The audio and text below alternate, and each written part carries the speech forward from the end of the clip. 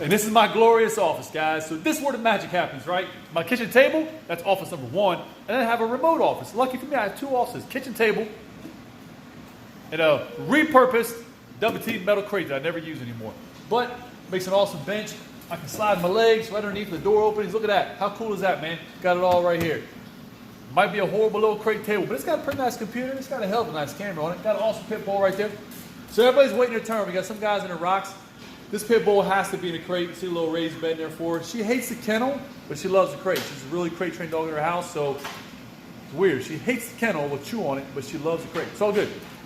Anyway, 1 pit bull down. Got 1 pit bull to go. Got some Akitas, some Great Danes to run. And but this is the reality. This is what we do.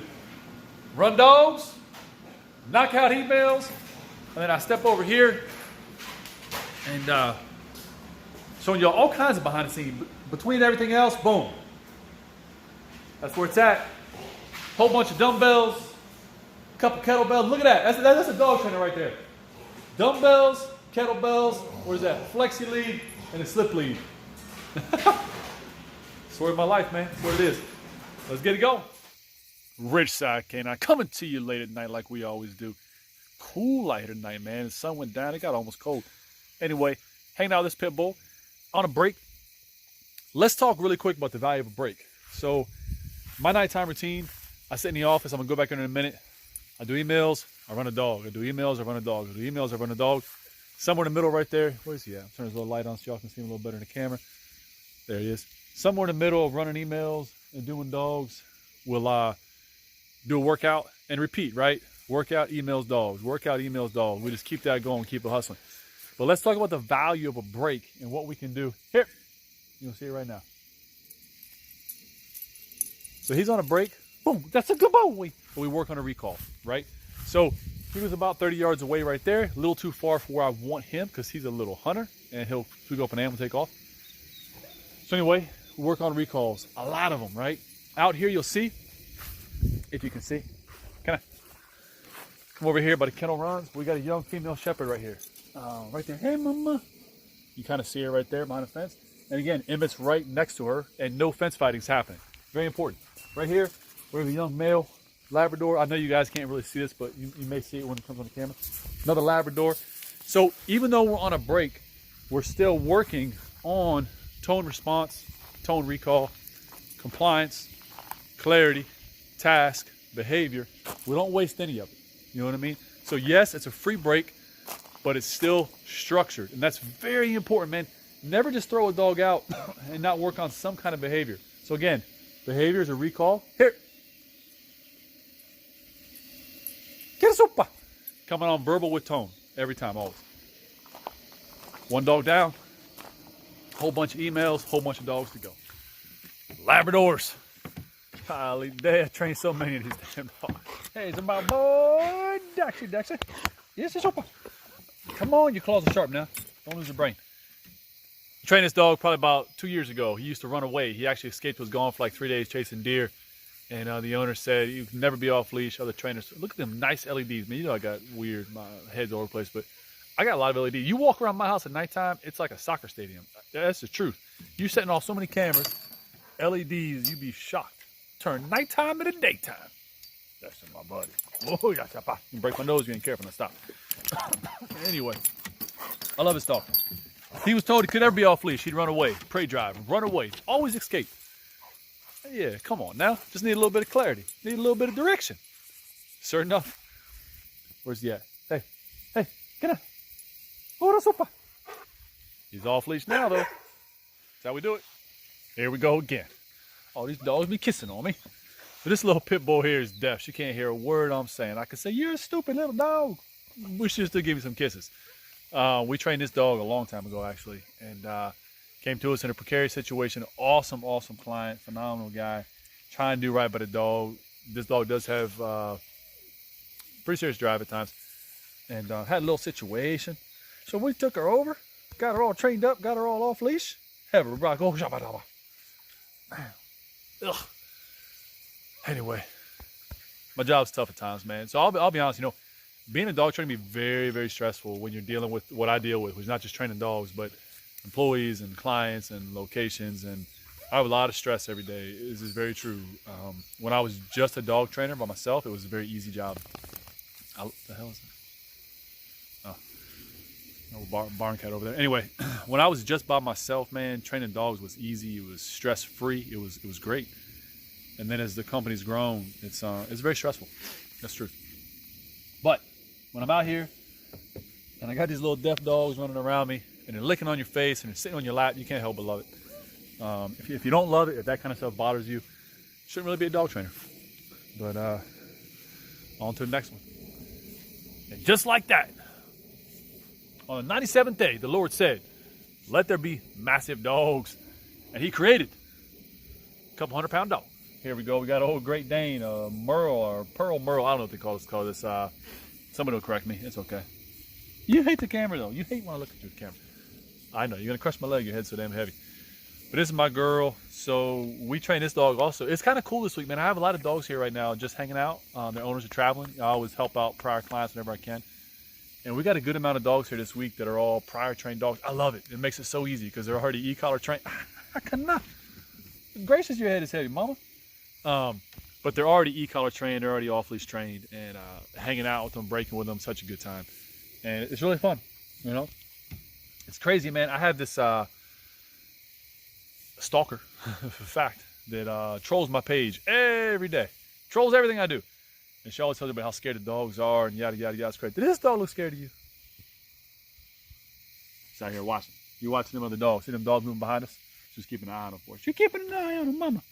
Oh, some mama. Anyway, let's get her out and about. Come on. Let's go. Let's go walk. And let her do her thing. She'll go down there by the orchard for a little bit, hang out.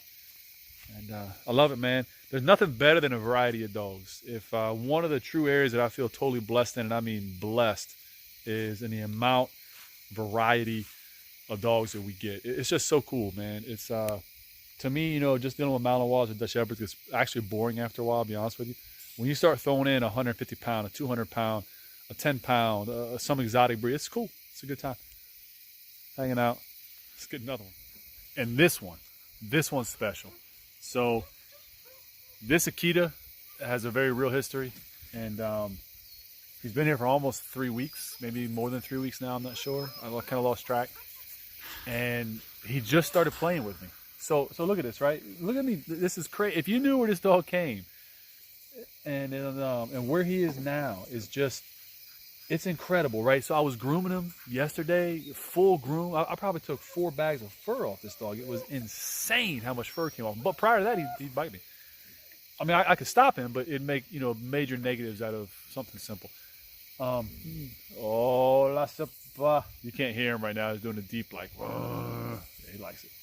But what's really cool, and I'll see if he'll do it on camera, yesterday and tonight, he initiated play. Come up, kind of put his paw on me, did a play bow, danced around. So, of course, I jumped in there with him, and we actually wrestled around, which is huge. It's pretty cool. And that's on my bow. You just misunderstood old man. You didn't even know. If you only knew where this dog came from. His owners are watching this. Maybe they'll say, maybe they won't. I actually prefer they don't. But so cool, man. He's come so far. And we've been bonding so much. And, you know, training's wrapping up. I won't have him much longer. He can go home probably now, to be honest with you. A couple more days, though, right at about a week or so. And we'll get him out of there. But the cool part is, again, he's on tone. Right here rocking with us, having a good time. Can I? Yep. Now, my boy. Yeah, buddy. I love this dog. I love big, strong dogs, man. And this is by all definition, a big, strong dog. And he's a little crazy. I mean, he's got a little crazy in his eye. He's a very, oh, papa. He actually did a little play, but, oh, shapa. Okay, now that's a papa. Oh, he's a good boy. Such a good boy. I don't stop dogs doing that. So if they're disgusting, I'll stop them. But that's a very pack-oriented behavior. You know what I mean? It's very, very pack-oriented. Some will say it's submissive behavior, puppy behavior. I've seen alpha dogs do that to pack members. I've seen subordinates do it to alphas. I've seen equals do it to equals. The best I can tell from being around thousands of dogs, it is a dog behavior. It's a social behavior. I don't stop it as long as I'm not going somewhere. You know what I mean? So They want to walk up and lick my face like that. It's on my terms. I'm allowing it. Hip. Super body. Yeah, you're going back to our little fun table. Talk about loving an aggression table. He knows. So on the aggression table, you see this, right? Is that a conditioned response or what? He knows a lot of fun stuff happens over here. This is where we sit every day before and after training. He gets affection. He gets groomed. He gets food. It all happens up here, man. So yeah, it's an aggression table, but we use it more as a place or a shaping table for house pets, and it works pretty good. What's up? Look at that face. Only face a mama can love. Oh, and now we bring out the crazy ones. These little labs. We got 2 of them in, siblings, all over the place. So they are maybe, that's his sibling barking. This way. Can I? Good. They're maybe at the halfway point right now. Not even, not the halfway point already. Maybe 3 or 4 days in. So obviously on a long line. I'm gonna have to address that. It's too late to be barking like that. Wake up the whole damn house. Obviously on a long line, but learning to follow. So right now the only thing I want this dog to do is to follow. That's it. Comes on. Oh, that's my good boy. Yeah. Sibling syndrome, man. It's tough. Really tough. You look at that. That's really cool. He knows exactly where the kennel is. Happy to go inside. That's a really good thing, man. Your dog should always run to get back in the kennel. If they're running to get back in the kennel, that tells you the kennel is a really good place. It's a fun place. It's food, fun, affection, freedom. All that stuff happens in the kennel. It should never be where they fear the kennel, ever. Big, big red flag. Anyway. He knows where to go. He knows what's up. We're going to talk about sibling syndrome in a minute when I bring this one's sibling outside. Sibling syndrome. There's books, papers published, all kinds of research on it. Okay, I know. And come on, let's go walk this way. So, really quick, what we're doing with this dog right now, just so you know, so these dogs just got here. They're relatively new. Didn't just get it. They've only been here for a day or two. And all we're doing right now, I got them on a long line, check cord, string line, long leash, whatever you want to call it. It's all the same shit.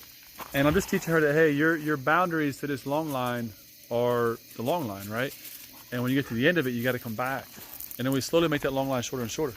Then we quickly get them off leash. Anyway, not quite that simple, but it kind of is. So one thing to remember, right? When you get dogs out of the same pack, what's critical is this. You can do it if you have dog training skill set, meaning you understand, hey, you have to now step in and be the mom, the alpha, to teach these 2 new dogs what the tasks and behaviors are. Otherwise, what will happen really, really quickly is you remove them from the mom, you bring them both home, and then it's just chaos. And because there's both of them there, they feed off one another, they entice one another, and they wind up getting each other in trouble because they just feed and it feeds and it drives and it builds and it builds. And next thing you know, you got 2 out of control dogs and there's no guidance, no leadership, no structure. It's absolute chaos, and they just get worse and worse and worse. So you got to really be careful when you bring 2 dogs out of the same litter to the house and you're taking them out of structure into no structure. Chaos will ensue.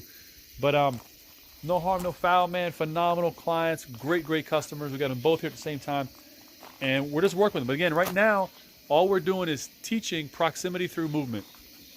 Don't overcomplicate this, guys. Everybody, there's all these crazy ways to do it. They work, but you can also keep it really simple. I'm stupid, make it simple, right? If it's old and reliable, you don't really need to change it, right? So she's out there at the edge of that leash right now, right? You give her a couple little bumps on tone, paired with super low stem, and she's coming back. Not that she's coming back to me. You don't hear me making a recall. You don't hear me making a big deal about it. All I'm showing her is that proximity equals tone, little bump. Coming back is all kinds of good stuff. Now, what you're not seeing because I'm talking is that every other time a dog normally comes back, I give her a little piece of liver. So, obviously, right, that's common sense stuff. But we're not here to teach dog training. You want dog training? Hire us. We'll do it for you. But that's it, guys. So, another night on the mountain. I love being out here at nighttime. I love what I do. Truly blessed. Ridgeside K9.